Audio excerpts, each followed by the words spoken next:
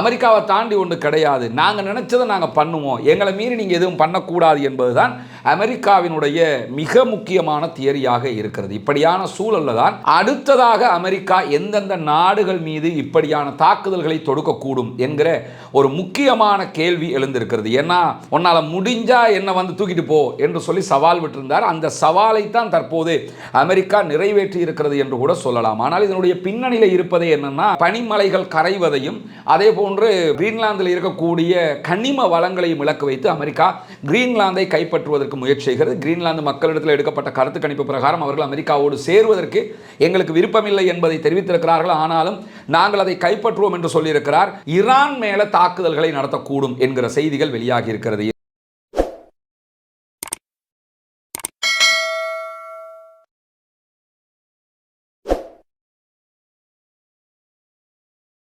அன்பிற்கினிய சகோதர சகோதரிகளே, நம் அனைவர் மீதும் ஏக இறைவனுடைய அமைதியும் கருணையும் உண்டாகட்டுமாக என்கிற பிரார்த்தனைகளோடு உலகம் முழுவதும் சர்வதேச ஊடகங்கள்லையும் ஒரு பரபரப்பான நிலை எப்போதும் இருப்பதை நம்ம பார்த்து வர்றோம். குறிப்பாக காசா மீதான இஸ்ரேலிய ஆக்கிரமிப்பு இராணுவத்தினுடைய தாக்குதல்கள் ஆரம்பித்த 2 ஆண்டுகளாகவே அந்த பரபரப்பு நிலை தொற்றிக் கொண்டிருந்தது. அதற்கு பிறகு அமெரிக்காவினுடைய அதிபராக டொனால்ட் ட்ரம்ப் பொறுப்பேற்றதற்கு பிறகு அவர் நிறைய மாற்றங்களையும் வித்தியாசமான செயல்பாடுகளையும் செய்ய ஆரம்பித்தார். அதனாலேயே ஒரு பரபரப்பு நிற்காமல் தொடர்ந்து கொண்டிருப்பதை நம்ம பார்க்க முடியும். ஏன்னா அமெரிக்க அதிபராக டொனால்ட் ட்ரம்ப் போட்டியிடுகிற நேரத்தில் அவருடைய மோட்டோவாக அவர் மக்கள் மத்தியில் முன்வைத்த மிகப்பெரியதொரு செய்தி என்னன்னா, மாகா என்கிற மேக் அமெரிக்கா கிரேட் எகெயின் என்கிற ஒரு திட்டம். அமெரிக்காவை மீண்டும் ஒரு வல்லரசாக மாற்றுவோம் என்பதுதான் அவருடைய ஒரு முக்கியமான திட்டமாக இருந்தது.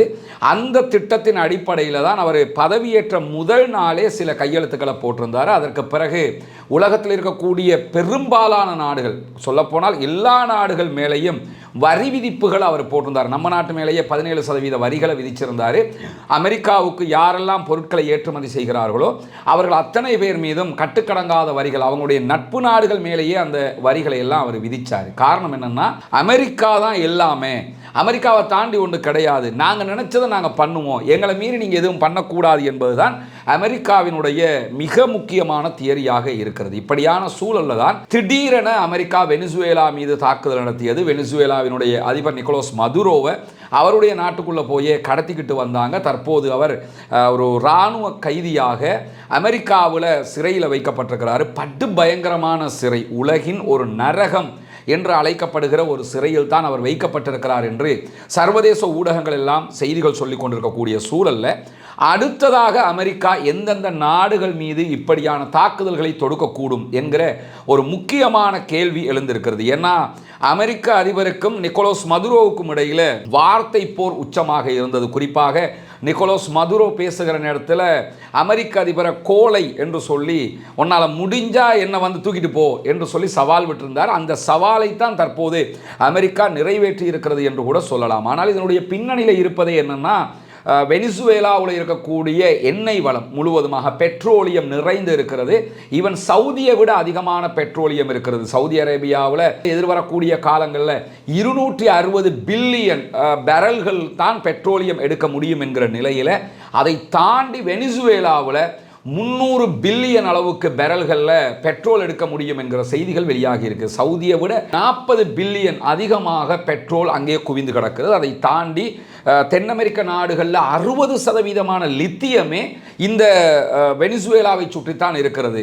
லித்தியம் தான் அடுத்த எதிர்காலம் என்கிற அளவுக்கு நிலைமை மாறிடுச்சு. ஏன்னா செல்போன், எலக்ட்ரிக் வெஹிக்கிள், குறிப்பாக பேட்டரிக்கு தேவையான லித்தியம் மிக முக்கியமானதுங்கிறதுனால அதையொட்டி ஒரு சர்வதேச அரசியலும் நகர்த்தப்படுகிறது. அதை தாண்டி தங்கம் இருக்கிறது. தங்கத்தினுடைய கையிருப்பு தென் அமெரிக்க நாடுகளில் அதிகமாக இருப்பது வெனிசுவேலாவில். அவர்களுடைய தங்கம் அதிகமாக வைக்கப்பட்டிருந்ததே யூகேல, பிரிட்டிஷில். அதை கூட நாங்கள் தரமாட்டோம்னு பிரிட்டிஷும் அறிவிச்சிருக்கிறாங்க. இப்படியான சூழலில் அடுத்து எந்தெந்த நாடுகளை டொனால்ட் ட்ரம்ப் கை வைப்பார் என்று பார்த்தீங்கன்னா, அடுத்ததாக அவர் கிரீன்லாந்து மேலே ஒரு கண்ணு வைத்திருப்பதை நம்ம பார்க்க முடியும். கிரீன்லாந்தில் தொடர்ந்து கிரீன்லாந்தை பற்றிய பேச்சுக்கள் எடுபடுகிறது. அவர் ஏர்ஃபோர்ஸ் 1ல் நின்று பத்திரிகையாளர்களுக்கு பேசும்போது கிரீன்லாந்து ஒன்றோ சரணடைய வேண்டும், இல்லை என்றால் நாங்கள் கிரீன்லாந்தை கைப்பற்றுவோம் என்று சொல்லக்கூடிய செய்திகள் வெளியாகி இருக்கிறது. ஆல்ரெடி கிரீன்லாந்தில் அமெரிக்காவுக்கு ஒரு இராணுவ தளம் இருக்கிறது, ஏர்பேஸ் ஒன்று இருக்குது, விண்வெளி தளமாக கூட அதை அவங்க பயன்படுத்துகிறாங்க. கிரீன்லாந்துங்கிறது டென்மார்க்கினுடைய ஒரு சுயாட்சி பிராந்தியமாக இருக்குது. டென்மார்க்கு கண்ட கண்ட்ரோலில் தான் இருப்பாங்க. பட் அந்த பகுதி முழுவதுமாக ஒரு சுயாட்சி பிராந்தியமாக இருக்கிறது.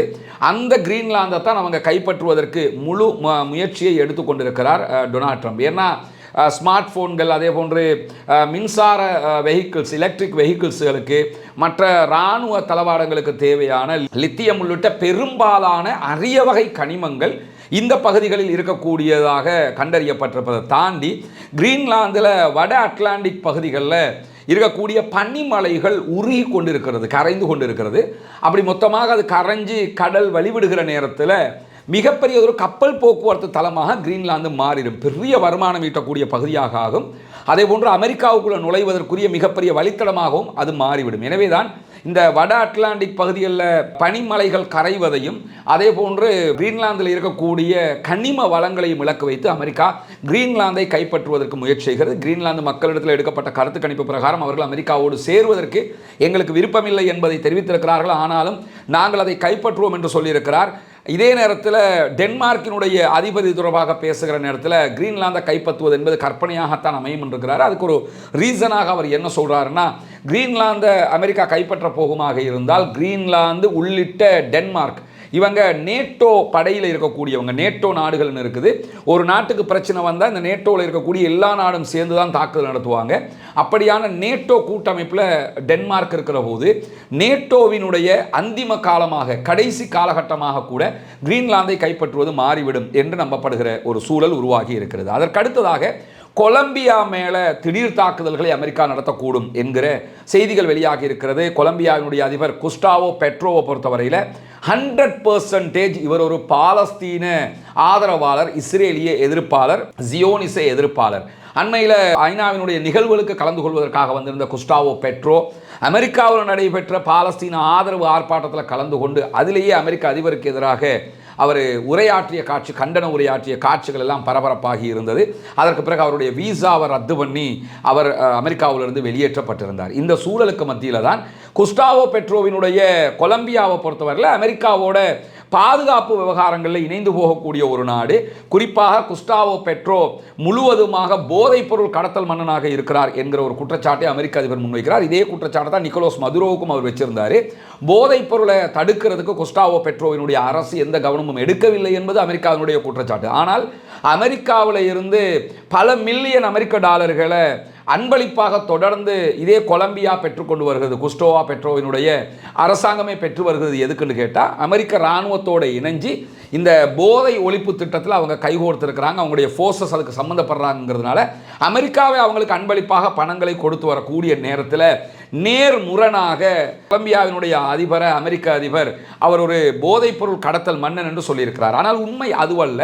எப்படி வெனிசுவேலாவில் பெட்ரோலியம் நிறைஞ்சிருக்குதோ, தங்கம் நிறைஞ்சிருக்குதோ, அதைவிட அதிகமாக இந்த குஸ்டாவோ பெட்ரோவினுடைய கொலம்பியாவில் தங்கம், வெள்ளி, மரகதம், பிளாட்டினம், அதே போன்ற அரிய வகை நிலக்கரிகள், பெட்ரோலியம் உள்ளிட்டவைகள் நிறைந்து காணப்படுகிற நேரத்தில் தான் இதை அபகரித்துக் கொள்வதற்காகத்தான் இரண்டாவதாக கொலம்பியா மேலே அவங்க தாக்குதல் நடத்தக்கூடும் என்று சொல்லப்பட்டிருக்கு. கொலம்பியாவினுடைய இராணுவம் உயர் பாதுகாப்பு பகுதிகளாக நாட்டின் பல பகுதிகளை அறிவித்திருக்கிறார்கள். குறிப்பாக நிக்கோலஸ் மதுரோவினுடைய வெனிசுவேலாவிலிருந்து நிறைய பேர் கொலம்பியாவுக்கு லேண்ட் ரூட்டில் அகதிகளாக வரக்கூடும் என்பதால் அவர்களையும் எதிர்கொள்வதற்கு தயார் நிலையில் அவங்க இருக்கக்கூடிய நேரத்தில் அமெரிக்கா தாக்குதல்களை நடத்தினால் அதை எதிர்கொள்வதற்கு அவர்களுடைய இராணுவம் தயாராக இருக்கிறது என்று குஸ்டாவோ பெட்ரோ அறிவித்திருக்கக்கூடிய சூழலில் அடுத்ததாக அமெரிக்கா ஈரான் மேலே தாக்குதல்களை நடத்தக்கூடும் என்கிற செய்திகள் வெளியாகி இருக்கிறது. ஈரானை பொறுத்தவரையில் தொடர்ந்து அமெரிக்காவோட 1979களில் இருந்து ஒரு முருக நிலையை கடைபிடிக்கக்கூடிய ஒன்று. 1987 அல்லது 88 காலப்பகுதிகளில்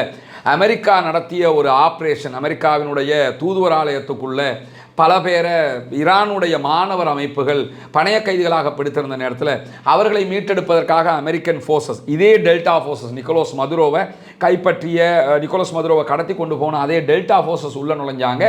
பட் அவர்களால் யாரையும் எதுவும் மீட்டு கொண்டு வர முடியவில்லை. அமெரிக்காவுடைய டெல்டா ஃபோர்ஸஸ் தோல்வி அடைந்த ஒரு நிகழ்வாக அந்த நிகழ்வும் பார்க்கப்படக்கூடிய நேரத்தில் இப்போ ஈரானுக்குள்ள பொருளாதார எக்கானமிக் கிரைசிஸ் ஏற்பட்டிருக்கிறது. அதனால் பெரிய போராட்டங்கள் நடைபெற்று வருகிறது. அந்த போராட்டத்தை பயன்படுத்தி ஈரான் மேலே தாக்குதல் நடத்துவதற்கும் தாங்கள் தயாராக இருப்பதாக அமெரிக்க அதிபர் அறிவித்திருக்கிறார். இதுவரைக்கும் ஈரானில் உத்தியோகபூர்வமான தகவல்கள் பிரகாரம் ஆர்ப்பாட்டங்களில் பங்கெடுத்த கிளர்ச்சியாளர்கள், நாட்டை குழப்பறதுக்கு தடுமாறினாங்கன்னு சொல்லி கிளர்ச்சியாளர்கள் 38 பேர் கொல்லப்பட்டிருக்கிறாங்க.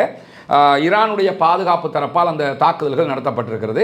ஈரானுடைய ஷியா மத போதகராக இருக்கிற மத தலைவராக இருக்க அயத்துல்லா அலி காமனி விடுத்திருக்கக்கூடிய அறிவிப்பில் என்ன சொல்றாருன்னா, போராட்டக்காரர்கள் போராடுவதற்கு அனுமதி இருக்கிறது, கிளர்ச்சிக்காரர்களை அந்த இடத்தில் தான் நாங்கள் வைப்போம் என்றிருக்கிறாரு. கிளர்ச்சிகள் மூலமாக ஆட்சி கவிழ்ப்புக்கு நாங்கள் அனுமதி கொடுக்க முடியாது என்றிருக்கிறாரு. உள்ளுக்குள்ள இருக்கக்கூடிய எக்கானமிக் கிரைசிஸை பயன்படுத்தி கொண்டு ஒரு ஆட்சி கவிழ்ப்பை ஏற்படுத்துவதற்கு ஈரானுக்குள்ள அமெரிக்காவும் இஸ்ரேலும் ஒரு முயற்சியை பண்ணிக்கிட்டு வர்றாங்க. ஆனால் எது வந்தாலும் எதிர்கொள்வதற்கு நாங்கள் தயார் என்று ஈரான் ஆல்ரெடி அறிவிச்சிருக்கிறாங்க. 12 நாள் வாரில் இஸ்ரேலுக்கே தண்ணி காட்டியிருக்கிறாங்க. அமெரிக்காவே உள்ளே வந்து குண்டை போட்டு போனத்தோட முடிஞ்சு போச்சுன்னு ஆயிடுச்சு. ஈரானோடு சண்டையிடுவது என்பது சாதாரணமானதல்ல. அவர்களிடத்தில் ஆல்ரெடி எந்த நாட்டிடத்திலும் இல்லாத அளவுக்கு பல ஏவுகணைகள் இருக்கிறது. ஹைப்பர்சோனிக் வரைக்கும் அவங்க அதிகமாக வைத்து கொண்டிருக்கக்கூடிய நாடு. 12 நாள் வாரிலேயே அமெரிக்கா அதை பார்த்துருச்சு. ஆனாலும் அமெரிக்க அதிபர் தற்போது இந்த ஒரு இடத்தையும் வச்சிருக்கிறாரு. வச்சுக்கிட்டு எப்படியாவது ஈரானுக்குள்ளேயும் புகுந்துடணுங்கிற ஒரு நிலையில் அவர் இருக்கக்கூடியதை பார்க்க முடியும். அடுத்ததாக 4ஆவதாக மெக்சிகோ மேலே அவங்க தாக்குதல் நடத்துவதற்கான வாய்ப்பு இருக்கிறது. மெக்சிகோவை பொறுத்தவரையில் மெக்சிகோ வளைகுடா என்பதையே அமெரிக்கன் வளைகுடா என்று சொல்லி மாற்றினார் டொனால்ட் ட்ரம்ப். முதல் நாள் பதவியேற்ற முதல் நாளே ஒரு சைனை போட்டார். இது வந்து மெக்சிகோ வளைகுடா இல்லை, அமெரிக்கன் வளைகுடா அப்படின்னு சொல்லி. அதே போல் நமக்கு தெரியும், அண்மையில் சவுதி அரேபியா UAE கத்தருக்கு வந்த நேரத்தில் அமெரிக்க அதிபர் அரபிய தீபகற்பத்தில் இருக்கக்கூடிய பேர்ஷியன் வளைகுடா என்கிற பகுதியை அரபியன் கல்ஃப் என்று மாற்றிட்டு போனார். கூகுள் எல்லாம் அரபியன் கல்ஃப்னு சொல்லி மாற்றி இருந்ததெல்லாம் பார்க்க முடிஞ்சது. இப்படி பேர் மாற்றுறதுல அவர் ரொம்ப ஃபேமஸ் ஆனவர். அந்த அடிப்படையில் மெக்சிகோ வளைகுடாவை 2025 பதவியேற்ற ஜனவரி 20ஆம் தேதியே அவர் என்ன பண்ணார்னா அமெரிக்கா வளைகுடா என்று சொல்லி மாற்றி இருந்தார். மெக்சிகோ எல்லையில் ஒரு சிவர் எழுப்போம் என்று வேறு சொல்லியிருந்தார். ஏன்னா மெக்சிகோ வழியாகத்தான் அமெரிக்காவுக்குள்ள நிறைய குடியேறிகள் உள்ளே வர்றாங்க, அகதிகளாக உள்ளே வந்துடுறாங்க. அது எங்களுக்கு பெரிய சிக்கலாக இருக்குதுன்னு சொல்கிறத தாண்டி அமெரிக்காவுக்குள்ள போதைப் பொருள் கடத்துறதுக்கோ அல்லது சட்டவிரோத குடியேற்றத்தை உண்டாக்குறதுக்கோ மெக்சிகோ தொடர்ந்து நடவடிக்கை எடுக்குது. அந்த அதிகாரிகள் அதை தடுக்கிற மாதிரி தெரியல. எனவே மெக்சிகோவை நாங்கள் கைப்பற்ற போகிறோம், மெக்சிகோ எங்கள் கண்ட்ரோலில் இருந்துருச்சுன்னு சொன்னால் இது எதுவுமே செய்ய முடியாது என்று சொல்லி மெக்சிகோ மேலேயும் அமெரிக்கா ஒரு கண்ணை வைத்திருக்கிறது. அடுத்து இந்த நாடுகளில் ஒன்றோ ஈரான் அல்லது மெக்சிகோ அல்லது கொலம்பியா எதுவாக இருந்தாலும் தாக்குதலுக்கு உள்ளாகலாம். அதே நேரத்தில் 5ஆவதாக கியூபா மேலேயும் அவர்கள் தாக்குதல் நடத்துவதற்கு வாய்ப்பு இருக்கிறது. ஆனால் அமெரிக்க அதிபர் டொனால்ட் ட்ரம்பை பொறுத்தவரையில் கியூபா ஆல்ரெடி விழுந்துருச்சு, நாங்கள் விழுத்தாடணும்னு அவசியம் இல்லை, அவங்களே ஆட்சியை கவுத்துக்கிறவாங்க என்ன மாதிரி சொல்கிறாரு. காரணம் என்னென்னு கேட்டால், கியூபாவில் இயற்கையாக எந்த வளமும் கிடையாது. அவங்க பெட்ரோலை 30% நம்பி இருக்கிறது யார்கிட்ட கேட்டால் வெனிசுவேலாவிலிருந்து. இப்போ வெனிசுவேலாவை அமெரிக்கா மொத்தமாக கண்ட்ரோலுக்குள்ளே கொண்டு வந்துருவாங்களாக இருந்தால் கியூபாவுக்கு பெட்ரோல் கிடைக்காது. ஆல்ரெடி விழுந்திருக்கக்கூடிய கியூபா மொத்தமாக கீழே விழுந்துடும். எனவே அங்கே ஆட்சி மாற்றம் சாதாரணமாக வந்துவிடும். தென் அமெரிக்க நாடுகள் மொத்தமாக அமெரிக்கா கண் வைக்கிறது. அதை தாண்டித்தான் ஈரான் மேலே அவங்க கண் வைக்கிறாங்கிறத நம்ம பார்க்க முடிகிறது. ஆனால் கியூபாவினுடைய அதிபர் மிக தெளிவாகவே அமெரிக்கா உள்ளே நுழைந்தால் அதை எதிர்கொள்வோம்னு சொல்லியிருக்கிறார். அமெரிக்காவுக்கு உலகத்தில் ரொம்ப கசப்பான அதிகமான அனுபவங்கள் இருப்பதே கியூபாவில் தான். கியூபாவினுடைய மிகப்பெரிய புரட்சியாளராக செயல்பட்ட கியூபாவின் முன்னாள் அதிபரை வீழ்த்துறதுக்கு அவங்க ஃபிடல் காஸ்ட்ரோவை வீழ்த்துவதற்கு 250 தடவைகளுக்கு மேலே முயற்சி பண்ணி தோல்வி அடைந்தார்கள். அவர்களை எதிர்த்து தான் கியூபா சுயாட்சியை பெற்றுக்கொண்டிருந்தது. அதற்கு பிறகும் பல முயற்சிகள் அவங்க மேற்கொண்டு அது தோல்வி அடைந்தது. அது கியூபாவினுடைய அதிபராக ஃபிடல் காஸ்ட்ரோ இருந்த காலத்திலும் சரி அல்லது ராகுல் காஸ்ட்ரோ இருந்த காலத்திலும் சரி, தற்போது இருக்கக்கூடிய அதிபராக இருந்தாலும் அவர்கள் முழுவதுமாக எங்கள் நாட்டை நாங்கள் தான் பாதுகாப்போம்ங்கிறதுல உறுதியாக இருக்கிறாங்க. இப்படி கியூபா மேலேயோ அல்லது ஈரான் மேலேயோ அல்லது மெக்சிகோ மேலேயோ கொலம்பியா அல்லது டென்மார்க்கினுடைய சுயாட்சி பகுதியாக இருக்கக்கூடிய கிரீன்லாந்து, இந்த பகுதிகள் மேலே எது மேலேனாலும் உடனடியாக அமெரிக்கா அடுத்த கட்ட தாக்குதல்களை நடத்துவதற்கான வாய்ப்பு இருக்கிறது என்பதைத்தான் சர்வதேச செய்திகள் சொல்லிக் கொண்டிருக்கிறது. பொறுத்திருந்து பார்ப்போம் டொனால்ட் ட்ரம்புடைய ஆட்டம் எதுவரைக்கும் போகிறது, ஆட்டம் எங்கு போய் நிற்கப் போகிறது என்பதை. ஆனால் ஏதோ ஒரு இடத்தில் அவர் முட்டி மோதி நிற்கத்தான் போகிறார். அது ஈரானாகத்தான் இருக்க வாய்ப்பு இருக்கிறது என்பதுதான் சர்வதேச ஆய்வாளர்களுடைய கருத்தாக இருக்கிறது.